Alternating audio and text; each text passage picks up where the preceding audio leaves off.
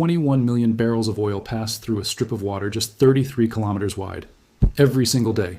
Iran knows it. America knows it. And MBS? He's been quietly building a world where that strip of water simply doesn't matter anymore. But here's what nobody is telling you. While the world is fixated on missiles, naval blockades, and oil prices spiking toward $120 a barrel, Mohammed bin Salman, the Crown Prince of Saudi Arabia, has been executing a plan so vast, so calculated, and so geopolitically audacious that it doesn't just solve the Hormuz problem. It repositions Saudi Arabia as the most strategically irreplaceable nation on the face of this earth. And the most extraordinary part? He started building this plan years before the first bomb ever dropped. To understand why this matters to you, sitting wherever you are in the world right now, you need to understand what the Strait of Hormuz actually is. Not the geography lesson version, the real version. The version that explains why every single major power on the planet loses sleep over this 33-kilometer-wide bottleneck sitting between Iran and Oman. The Strait of Hormuz is not just a shipping lane. It is the jugular vein of the global economy. Every single day, roughly 21 million barrels of crude oil and petroleum products pass through that narrow channel. That is approximately 20% of all the oil consumed on the entire planet, moving through a corridor so narrow that, at its tightest point, the shipping lanes are only 3 kilometers wide in each direction. 3 kilometers. You could see the other side on a clear day, and through that impossibly small gap flows the lifeblood of Japan, South Korea, China, India, and a significant portion of Europe. If that strait closes, even for a week, the economic consequences are not measured in billions. They are measured in the collapse of entire industries, the shuttering of factories, the grounding of airlines, and the kind of fuel price explosions that topple governments. Iran has always known this. For decades, Tehran has held the Strait of Hormuz like a knife to the throat of the global economy, understanding that the mere threat of closure is sometimes more powerful than closure itself. Every time tensions escalate, every time American warships enter the Gulf, Iranian generals appear on state television and remind the world that they can shut it all down with a single command. And markets respond. Oil prices spike, tanker insurance rates explode, and the world is reminded, yet again, of its extraordinary vulnerability. But on February 28, 2026, the unthinkable actually happened. The United States and Israel launched coordinated military strikes on Iran, and Tehran, in retaliation, did what it had been threatening to do for 40 years. It effectively closed the Strait of Hormuz, not symbolically, not as a warning. Ships were targeted, tankers caught fire. At least 3 vessels near the ports of the United Arab Emirates and Oman were struck by projectiles on the very first day. The world had finally arrived at the nightmare scenario that energy analysts had been modeling and wargaming for decades, and oil prices rocketed toward $120 a barrel almost instantly. Here is what is stunning, though. Within hours of the first strikes, not days, not weeks, within hours, Saudi Arabia activated a contingency plan that had been decades in the making. A plan so prepared, so ready, so operationally precise, that it looked less like a crisis response and more like a choreographed maneuver. Aramco engineers began routing crude through a pipeline that most of the world had forgotten existed. Tanker captains received new coordinates, and the oil kept flowing. Not all of it, but enough to rewrite the strategic logic of the entire crisis. That pipeline is called the East-West Pipeline, the Petroline, and it is the first layer, the most immediate layer, of MBS's extraordinary master plan to make the Strait of Hormuz irrelevant. Here is what makes this pipeline remarkable. It is 200 kilometers long. It runs from Abqaiq, the single most important oil processing facility on the planet, located in Saudi Arabia's eastern province near the Gulf Coast, all the way across the entire width of the Arabian Peninsula to the port of Yanbu on the Red Sea.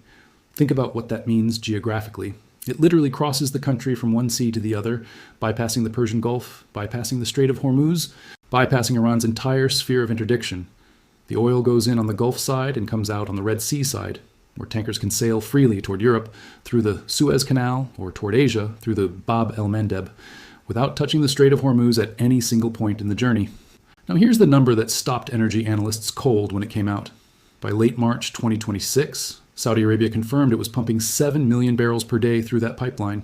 7 million barrels, every single day. That is the full maximum capacity of the Petroline, and Saudi Arabia hit it. The pipeline, originally built during the Iran-Iraq War of the 1980s, originally designed with a capacity of 5 million barrels per day, had been quietly expanded after the devastating 2019 Abqaiq drone attacks by converting parallel NGL lines into additional crude capacity. MBS had ordered that expansion years ago, and in 2026, that quiet, unglamorous infrastructure decision turned out to be one of the most consequential strategic moves in modern Middle Eastern history. Of that 7 million barrels flowing daily through the Petroline, roughly 2 million are consumed domestically, feeding Saudi refineries in Riyadh, Yanbu, and Jizan, powering desalination plants, keeping the lights on across the kingdom. That leaves approximately 5 million barrels per day of exportable crude flowing out of Yanbu, plus an additional 700,000 to 900,000 barrels per day of refined petroleum products from Yanbu's industrial refinery complex. Total Red Sea hydrocarbon exports from Saudi Arabia have reached somewhere between 5.7 and 5.9 million barrels per day at peak capacity. And Saudi Arabia's pre-war export baseline, the number it was hitting when the Strait of Hormuz was fully open, was roughly 6.7 to 7 million barrels per day. Do the math. The East-West pipeline is covering 80 to 85% of Saudi Arabia's entire pre-war export capacity, through a route that Iran cannot touch without attacking a target 1,200 kilometers inside Saudi territory. This is not improvisation. This is the product of decades of strategic patience. Saudi Arabia, and specifically MBS, had been preparing for the worst-case Hormuz scenario, not as a theoretical exercise, but as an operational reality. And when the moment came, the kingdom executed with a precision that stunned even the most experienced energy market analysts. But here is where it gets complicated. Because the Petroline is not invulnerable. Iran knows exactly where Yanbu is. On April 3, 2026, Iranian drones struck the Samref refinery at Yanbu. Twice. The attacks cut throughput by approximately 700,000 barrels per day. Tehran was sending a message in the most direct way possible. We know which node to hit. And there is another threat looming at the other end of the Red Sea corridor. The Houthis in Yemen, heavily armed and ideologically aligned with Iran, have openly threatened to close the Bab el-Mandeb, the narrow strait at the southern end of the Red Sea where ships must pass to reach the Suez Canal or the open Indian Ocean. If the Bab el-Mandeb closes, Saudi oil flowing through Yanbu has nowhere to go. MBS has escaped one choke point only to face another one 2,000 kilometers to the south. This is the fundamental strategic reality that MBS has been grappling with. You cannot solve the Hormuz problem by simply building one pipeline in one direction, because geography will always find another way to hold you hostage. The solution has to be more radical. It has to be more comprehensive. It has to be a total architectural redesign of how Saudi energy reaches the global market, with multiple exit corridors, multiple sea basins, and enough redundancy that no single adversary, no single missile strike, no single choke point can stop the flow. And this is where MBS's plan goes from impressive to genuinely visionary, or depending on who you ask, genuinely terrifying in its ambition. Enter the Syria play, and this one is going to surprise you. On April 21st, 2026, Mohammed bin Salman hosted Ahmad al-Sharaa, the new leader of post-Assad Syria, in Jeddah. The meeting was billed as a reconstruction summit. Saudi Arabia announced a $13.1 billion commitment to Syria's post-war rebuilding. Cameras rolled, handshakes were exchanged, statements were issued about brotherhood and Arab solidarity in the future of the region, and virtually every media outlet on earth covered it exactly as Saudi Arabia intended it to be covered, as a humanitarian and diplomatic gesture from a wealthy Gulf state toward a war-shattered neighbor. That framing is almost entirely wrong. Here is what was actually happening in that room. U.S. Special Envoy Thomas Barrack was also present at that meeting, and Barrack, a senior American official, explicitly pitched Syria as a Gulf to Mediterranean pipeline corridor. He used those words. He framed post-Assad reconstruction not as a counterterrorism outcome, not as a humanitarian mission, but as a Hormuz hedge, an energy security asset. The first time a senior American official had said that quiet part out loud in public, and the reason it landed so differently in April 2026 than it would have at any previous moment in history is that Saudi Arabia's Yanbu terminal was already operating at near its maximum ceiling, leaving a structural gap of between 1.1 and 1.6 million barrels per day that the Petroline simply cannot close. MBS needed a new exit corridor, and Syria. Specifically, the geography of Syria is the answer. Here's the secret of Syrian geography that most people do not know. Syria sits on what petroleum engineers have called the shortest overland route from the Persian Gulf coast to the Mediterranean Sea. A pipeline running from Saudi Arabia's eastern province, where all the oil is, through Jordan, and then through southern Syria to the Syrian Mediterranean coast, either to the port of Tartus or to Banias, would put Saudi crude onto Mediterranean tankers in waters where Iran has absolutely zero interdiction capability. No drones, no naval assets, no missiles with the range to reach it. The oil would be completely beyond Tehran's reach from the moment it crosses the Jordanian border. This is not a new idea, and this is the part that makes it genuinely fascinating. The Trans-Arabian Pipeline, known as TAPline, was built in 1950, It ran from Saudi Arabia's eastern province all the way to Sidon on the Lebanese Mediterranean coast, passing through Jordan and Syria. At its peak, it carried 500,000 barrels per day. It was one of the most strategically important pieces of infrastructure in the entire post-war world, and it was priceless during the closure of the Suez Canal in 1967 when tanker routes were severed and the tap line became the only way to get Gulf oil to Europe economically. It functioned for over 3 decades until Syria began charging extortionate transit fees in 1983, fees so punishing they made the pipeline economically unviable. And it was shut down. The physical pipeline, however, is still there, still mostly intact, still running across hundreds of kilometers of Syrian and Jordanian desert. And modern pipeline technology could move not 500,000 barrels per day through a revived and upgraded corridor. It could potentially move 1.5 to 2 million barrels per day. That is the gap that MBS needs to close. That is exactly the volume he cannot currently get out of the Strait of Hormuz and cannot route through a Yanbu terminal that is already maxed out. And experts calculate that exporting Saudi crude to Europe via a revived pipeline corridor through Syria would actually cost up to 40% less than shipping by tanker through the Suez Canal. Less cost, more capacity, zero Iranian interdiction risk. The geopolitical logic is overwhelming. There's also a food security dimension to this corridor that almost nobody is reporting on, but which may actually be more immediately actionable than the oil pipeline itself. Saudi Arabia imports approximately 80% of its food. 80%. And the war has disrupted maritime shipping through both the Strait of Hormuz and the Bab el-Mandeb simultaneously, creating a food security crisis that runs parallel to the energy crisis. An overland corridor through Jordan and Syria to Mediterranean ports would give Saudi Arabia a secure supply chain for grain, processed food, and agricultural inputs that currently arrive by sea, and which are now either stuck in port or arriving at 3 times the normal cost because of the insurance surcharges that the war has generated. Reports from April 2026 confirm that Saudi Arabia and Syria are actively planning this overland food security corridor right now, not as a future aspiration, but as an active construction project. And crucially, food logistics infrastructure does not carry the same international sanctions complications as petroleum pipeline finance. You can start building food logistics before the lawyers have finished arguing about oil. But there is yet another layer to this master plan, a layer that was conceived years before the war, announced with enormous fanfare, subsequently mocked by skeptics, quietly restructured, and which now, in the context of the Hormuz crisis, looks less like a vanity project and more like a prescient strategic positioning. That layer is Neom. The $500 billion figure at the center of this entire story is Neom. Mohammed bin Salman announced Neom in October 2017, a 26,500 square kilometer development zone in the northwestern corner of Saudi Arabia, on the Red Sea coast, in the Tabuk region, as far from the Strait of Hormuz as you can get while still being in Saudi Arabia. The crown jewel of Neom was The Line, a 170-kilometer-long mirrored structure standing 500 meters tall, designed to house 9 million people in a car-free, AI-powered, renewable energy-driven urban environment. It was the most ambitious construction project in the history of human civilization, and it became the most heavily criticized infrastructure project in modern memory, mocked by architects, economists, and urbanists alike as a monument to authoritarian ego rather than a coherent city. But here is what the critics almost universally missed. The location of Neom is not vanity. The location of Neom is strategy. By placing the kingdom's most ambitious economic development zone on the Red Sea coast, not on the Gulf Coast, not near Riyadh, not near Dhahran, where all the oil is, MBS was building Saudi Arabia's economic future in a geography that is structurally immune to Hormuz disruption. The Red Sea is Saudi Arabia's western frontier. It connects directly to the Suez Canal and the Mediterranean to the north and to the Indian Ocean and Asian markets to the south. No Iranian navy. No Iranian missiles of sufficient range. No Strait of Hormuz anywhere in the supply chain.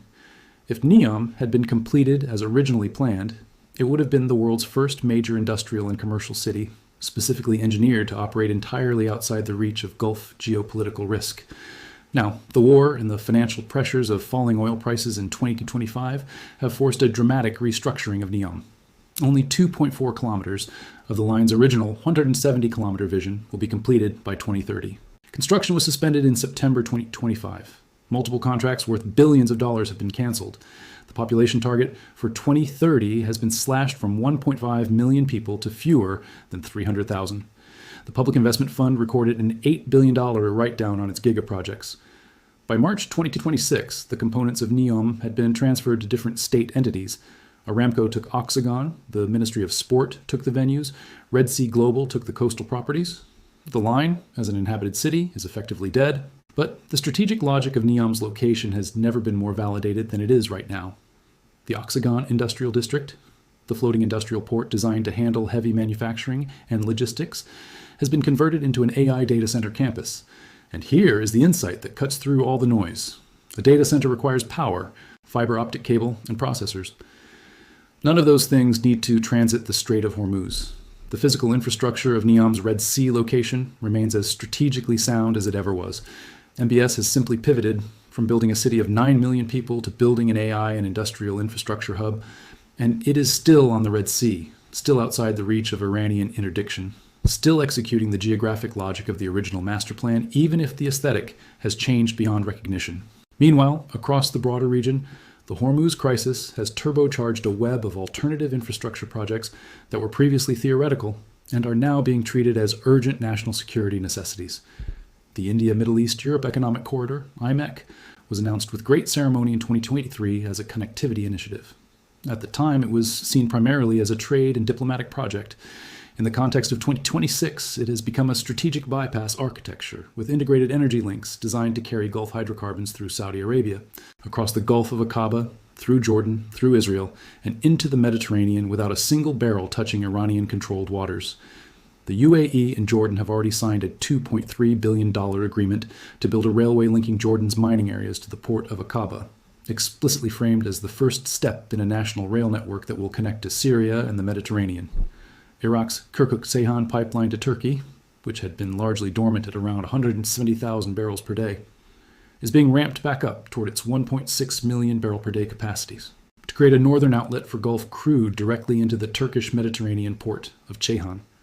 Saudi Arabia's old Iraqi pipeline through Saudi Arabia, the IPSA line that ran from southern Iraq to the Saudi Red Sea port of Muajiz and had not carried Iraqi crude since August 1990, is being seriously evaluated for rehabilitation. These are not new pipelines being drawn on a map. These are existing steel tubes sitting under desert sand that could, with investment and political will, begin moving millions of barrels of oil per day to markets that have absolutely no dependency on the Strait of Hormuz whatsoever. The combined capacity of all existing bypass infrastructure, Petroline, Adcop, Kirkuk-Ceyhan, and the partial capacity of other regional pipelines is approximately 9 million barrels per day. Against the 21 million barrels per day that typically transited Hormuz, that is a massive gap. But the direction of travel is unmistakable. Every analyst, every energy security expert, every government in the region is now drawing the same conclusions from the same map. The Hormuz crisis has done what decades of diplomatic conversation and energy security conference panels never could. It has made the investment case for alternative corridors so economically and strategically obvious that the political will to build them is no longer the constraint. The constraint is now purely engineering and timeline. And this is where the story becomes most consequential, because the long-term strategic implications of what MBS is building go far beyond Saudi Arabia's oil exports. They go to the very heart of the global balance of power. Iran's greatest strategic asset for the past 4 decades has not been its nuclear program. It has not been the IRGC. It has not been Hezbollah or the Houthis or any of its proxy networks, as significant as those are. Iran's greatest strategic asset has been the Strait of Hormuz. The ability to threaten, credibly and persistently, the flow of 20% of the world's oil has given Tehran a form of leverage that is almost without precedent in the modern era. It has constrained American military options. It has given Iran negotiating power in nuclear talks that it would never have had, based on its conventional military capabilities alone. It has made China and Japan and South Korea deeply reluctant to support aggressive Western pressure campaigns against Tehran because those countries cannot afford to have their energy supplies held hostage. The Strait of Hormuz is the source of Iran's extraordinary geopolitical weight. It is the card that makes Iran matter on the world stage in a way that its GDP, roughly the size of Portugal's, would otherwise never justify. If MBS succeeds in building a world where Gulf oil can flow to global markets through routes that bypass Hormuz entirely, that card disappears, not weakens. Disappears? Iran's leverage over the global economy evaporates. The IRGC can threaten to close the strait all at once. But if Saudi Arabia, the UAE, Iraq, and Kuwait have built enough alternative export infrastructure, the closure of Hormuz becomes a manageable inconvenience rather than an existential crisis. Oil markets adjust, prices rise but don't collapse civilization, and Iran is left holding a card that no longer plays. This is why Luce Labanila, the lead emerging markets economist at Oxford Economics, said something that deserves to be heard very carefully. She said, "The war has also accelerated investments in bypass routes. Other countries are rerouting. That means that Iran and its main strategic leverage weakens."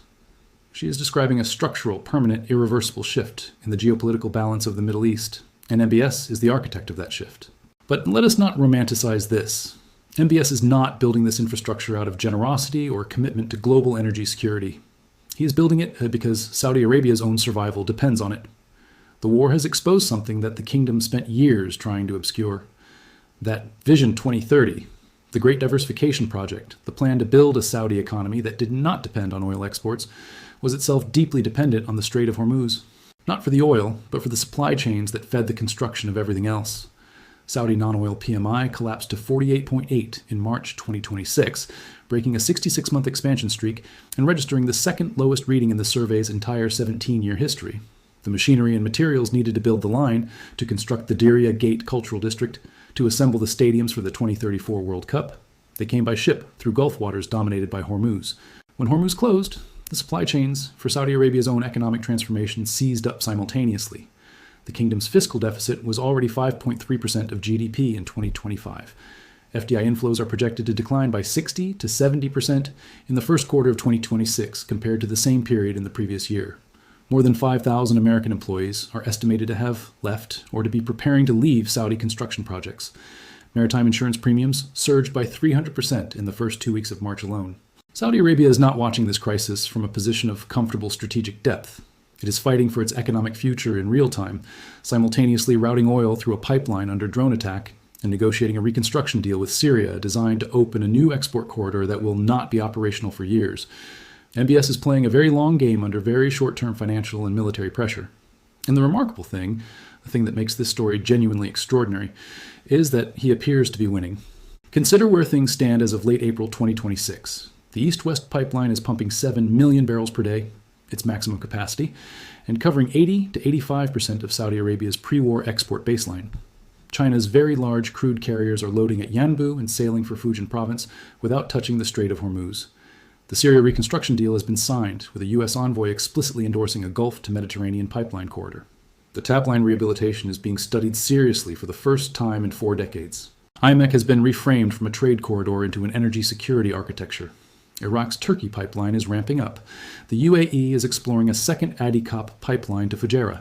Saudi officials are evaluating new export terminals along the Red Sea coast near the Neom project. And the U.S. Navy's blockade of Iranian ports has begun to neutralize the asymmetric leverage that made the Hormuz closure so devastating in the first place. None of this means the problem is solved. The Bab el-Mandeb remains threatened. Yanbu has been struck by Iranian drones. The Syria pipeline corridor will take years and enormous geopolitical alignment to construct. The engineering challenges are real. The political obstacles across Jordan, Syria, Lebanon, Turkey, and Israel are formidable. The $15 to $20 billion cost of a comprehensive Gulf to Mediterranean pipeline is not trivial, even for a Saudi sovereign wealth fund that still manages hundreds of billions in assets. And China, Japan, South Korea, and India, being the biggest consumers of Gulf crude, will continue to face supply uncertainty until a genuinely redundant, high-capacity bypass architecture is in place. But the direction is set. The investments are accelerating. The political will, forged in the crucible of a real war and a real Hormuz closure, is now present in a way it has never been before. And MBS has positioned Saudi Arabia at the center of this entire transformation, not as a victim of Hormuz vulnerability, but as the architect of the post-Hormuz world order. 21 million barrels of oil pass through a strip of water just 33 kilometers wide every single day. Iran knows it. America knows it. But the map is being redrawn, pipeline by pipeline, deal by deal, billion by billion. And when the history of this period is written, when analysts look back at how the Middle East's energy geography was fundamentally restructured in the first half of the 21st century, they will trace it back to one man who looked at that 33-kilometer choke point and decided, decades before the crisis arrived, that he was going to build a world where it simply did not matter anymore. That is the $500 billion master plan, and it is only just beginning. Because what MBS understands, what he has always understood, is that in the modern world, the most dangerous weapon is not a missile or a naval fleet. It is dependency. The nation that controls the choke points controls the conversation. Iran held that power for 40 years through the Strait of Hormuz. And MBS has spent the better part of a decade engineering a Saudi Arabia that cannot be choked. A Saudi Arabia with pipelines running east, west, north, and eventually south. A Saudi Arabia with Red Sea terminals, Mediterranean corridors, overland food routes, and AI-powered industrial cities sitting entirely outside the blast radius of Gulf conflict. Whether he fully succeeds or not, the attempt itself is transforming the energy geography of the entire planet. And the world, whether it realizes it or not, is already living inside the opening chapter of that transformation.